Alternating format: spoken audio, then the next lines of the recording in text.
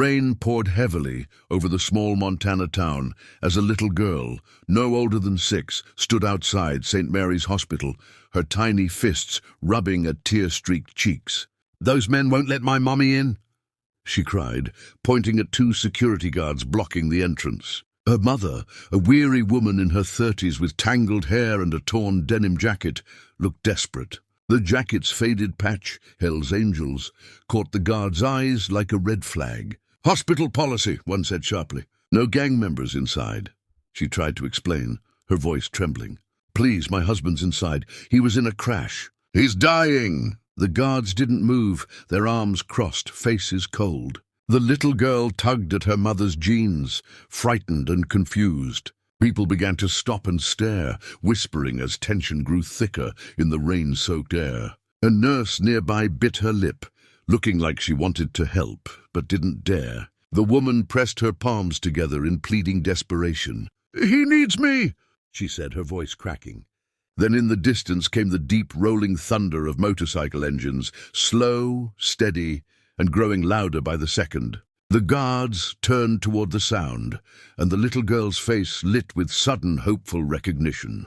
Within minutes, the hospital parking lot filled with the roar of Harley-Davidsons. Headlights cut through the rain as more than a dozen bikers rolled in, their leather jackets emblazoned with the Hell's Angels insignia. At the front was Big Mike Larson, a towering man with a gray beard and piercing eyes. He killed his engine, swung off the bike, and strode toward the crying girl. "What's wrong, sweetheart?"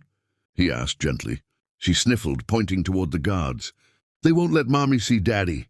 Mike's expression hardened. He rose slowly, his towering frame casting a shadow over the guards. "That true?"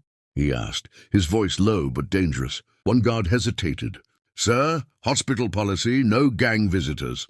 Mike's jaw tightened. "That's not a gang in there, that's family."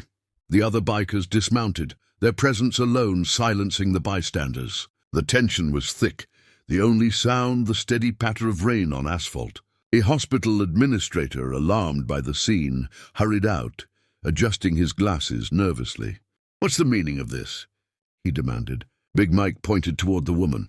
"Her husband's dying in your hospital, and your men are keeping her outside." The administrator looked from the child's trembling face to the patch on her mother's jacket and froze.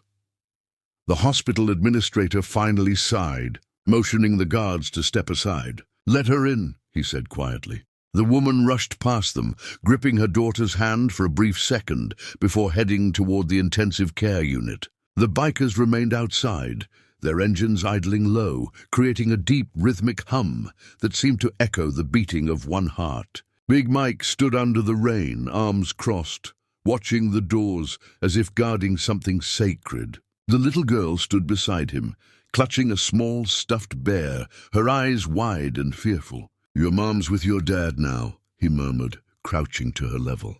"She'll tell him you're here too." Inside, the woman entered the dimly lit room where Rick lay motionless, his skin pale against the white sheets. The machines beeped softly, each sound a fragile sign of life. His eyes fluttered open when she touched his hand. "You came," he whispered weakly. Tears filled her eyes. "They tried to stop me, but I wasn't leaving you." Downstairs, the flashing lights of police cars reflected off wet pavement. Officers approached, hands resting on holsters, but when they saw the quiet, orderly circle of bikers standing vigil in the rain, they paused and did nothing.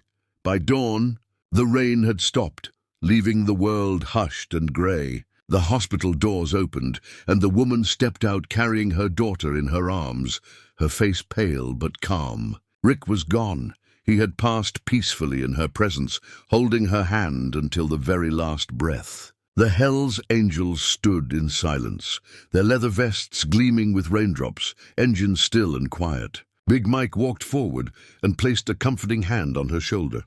"He went out proud, sister," he said softly. She nodded, voice breaking. He was never alone.